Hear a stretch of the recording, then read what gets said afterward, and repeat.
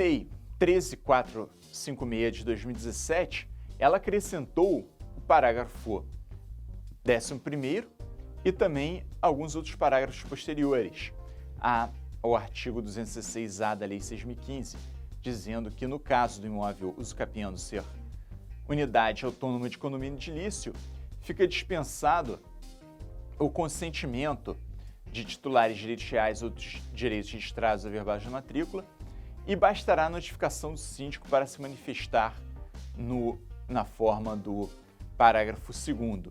Este parágrafo é bastante estranho, uma vez que o síndico irá se manifestar pelo proprietário. Este parágrafo me parece inconstitucional, uma vez que o direito de propriedade é garantido pela Constituição Federal e entendo que o proprietário é que deverá ser notificado nestes casos. Porém, o parágrafo seguinte, o 12º, diz que se o imóvel confinante estiver em um condomínio edilício, bastará a notificação do síndico para os efeitos exatamente da delimitação do imóvel. Portanto, neste caso, como se há diversas unidades autônomas, para saber que aquela unidade autônoma ela se encontra exatamente dentro da área dela mesma, ou seja, que não está invadindo nenhuma outra unidade autônoma, para não ter que notificar diversas outras pessoas, notifica simplesmente o síndico que irá falar a respeito daquela delimitação da unidade autônoma. Portanto, percebe-se que uma coisa é o direito de propriedade, outra coisa é a delimitação da propriedade autônoma dentro do condomínio. O parágrafo 13 diz que, para efeitos do parágrafo 2º deste artigo, caso não seja encontrado o notificando, ou caso ele esteja em lugar incerto ou não sabido, tal fato será certificado pelo registrador, que deverá promover sua notificação por edital mediante publicação por 2 vezes em jornal de grande circulação, pelo prazo de 15 dias cada um, interpretado o silêncio do notificando como concordância. O parágrafo 14 diz que o regulamento do órgão jurisdicional competente poderá autorizar a publicação de edital por meio eletrônico, caso que ficará dispensada a publicação em jornal de grande circulação. Com isso, essa publicação por edital eletrônico, obviamente, terá um impacto no custo do procedimento, que será reduzido. E o parágrafo 15 diz que, no caso de ausência ou insuficiência de documentos do inciso 4º do caput do artigo, a posse de mais elementos necessários poderão ser comprovados por procedimento de justificação administrativa perante a serventia extrajudicial, que obedecerá no que couber o parágrafo 5º do artigo 381 e o rito dos artigos 382 e 383 do Código de Processo Civil. Ou seja, poderá ser feita uma justificação administrativa pelo próprio cartório de registro de imóveis. A justificação é um procedimento que existe no âmbito judicial, porém, ele foi trazido pela Lei 13.465 também para o âmbito extrajudicial. Perceba, então, que no cerne do procedimento de usucapião extrajudicial, além da comprovação da posse, do tempo de posse e do tipo de posse, sempre existe necessidade de ter algum tipo de anuência do proprietário, seja ela uma anuência ficta ou seja ela uma anuência real. Portanto, haver uma anuência do proprietário comprovada por algum meio facilita sobremaneira o procedimento de usucapião extrajudicial. E o provimento 65 de 2017 do CNJ diz que, no seu artigo 13, diz que considera-se otorgado o consentimento mencionado, dispensando a notificação quando for apresentado pelo requerente um justo-título ou instrumento que demonstre a existência de relação jurídica com o titular registral, acompanhado de prova de quitação das obrigações, certidão distribuidor civil, que demonstre a existência de ação judicial contra o requerente ou contra seus cessionários envolvendo o imóvel usucapiano. E o parágrafo 1º traz um rol exemplificativo. Na verdade, um rol que, então, números apertos, ou seja, um número aberto de documentação que pode ser apresentada, como compromisso ou recibo de compra e venda, cessão de direitos e promessa de posse, pré-contrato, promessa de compra, reserva de lote, no qual existe a manifestação de vontade das partes com indicação da unidade, do lote, da fração ideal, procuração pública com poderes para alienação de imóveis, especificando o imóvel, escritura de cessão de direitos hereditários, especificando o imóvel, documentos judiciais de partilha, rematação e adjudicação, enfim, qualquer desses casos deverá ser justificado o óbice à correta escrituração das transações para evitar o uso de usucapião como meio de burla aos requisitos legais e também a tributação.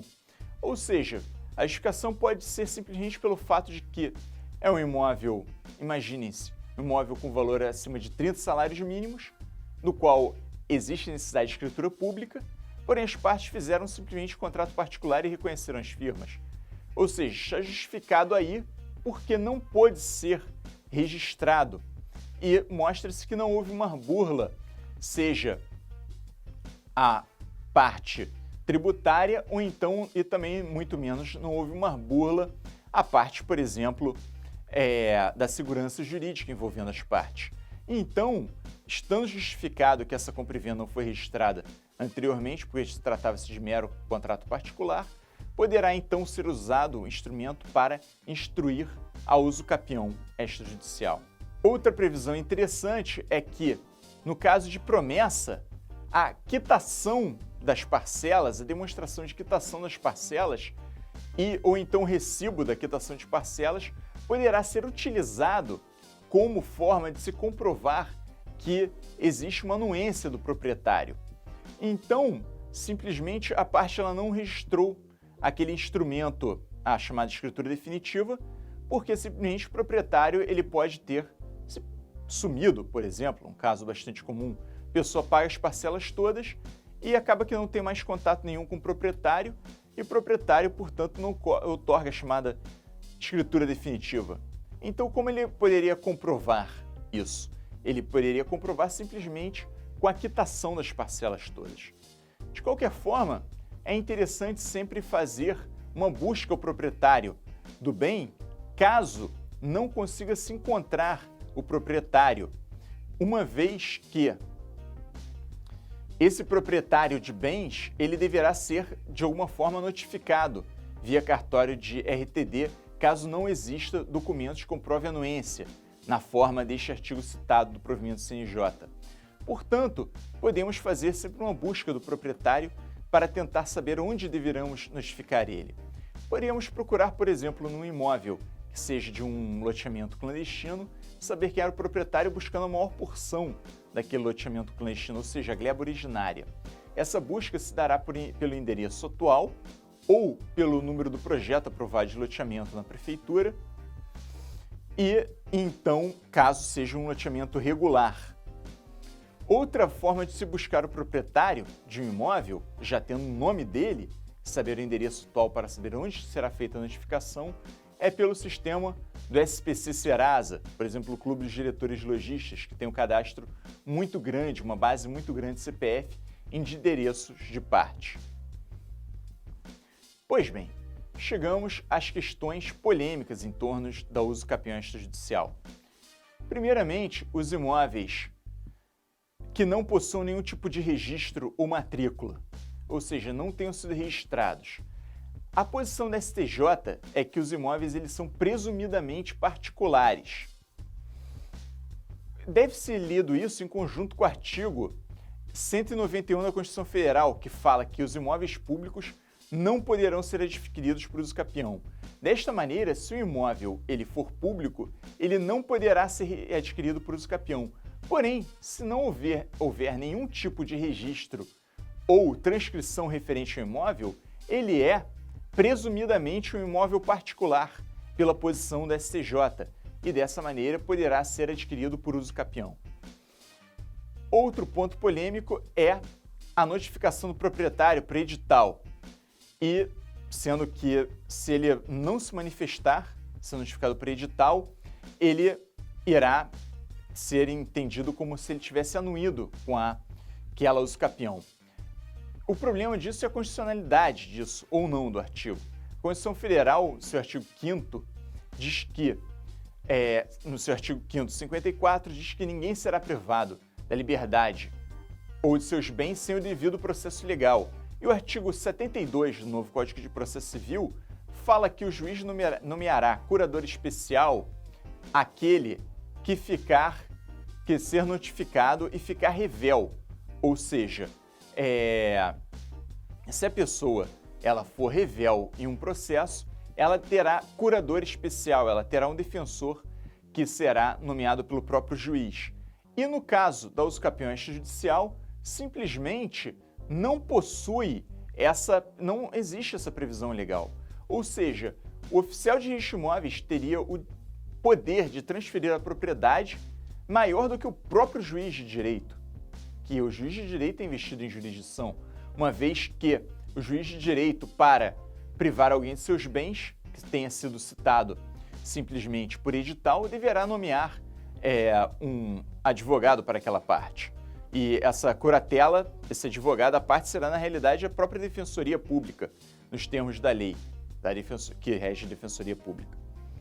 Outro caso importante para pensarmos é o usucapião por herdeiro, a situação de composse.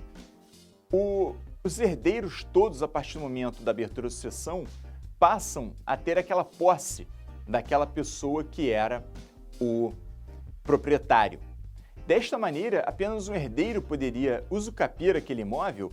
Parece que, a princípio, não, a não ser que ele estivesse exercendo aquela posse e comprove que está exercendo a posse em oposição aos demais herdeiros, ou seja, de forma exclusiva. Apenas ele está exercendo a posse, que a princípio, quando existem os herdeiros, existe uma situação de composse.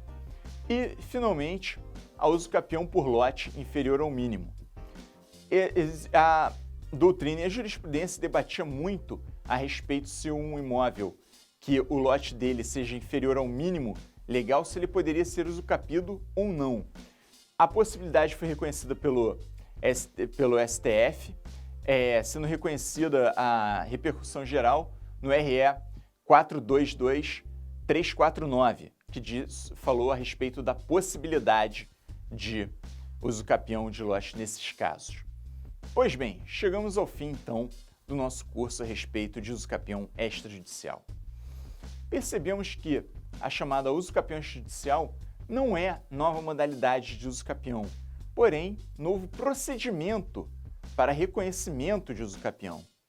Hoje em dia, então, temos o procedimento judicial, através de um processo judicial, e o procedimento extrajudicial, que irá ser processado junto ao cartório de registro de imóveis. E, seja o judicial ou o extrajudicial, ele deverá trazer uma situação de direito material que deverá ser comprovada e deverá ser adequada os fatos àquela situação de direito material. Desta maneira, é muito importante saber, como já trouxemos à baila no curso, quais são as formas de se conseguir a posse, de obtenção de posse, quais são as modalidades de usucapião, enfim, e também a própria documentação que irá comprovar aquela modalidade de usucapião requerida. Um grande abraço a todos.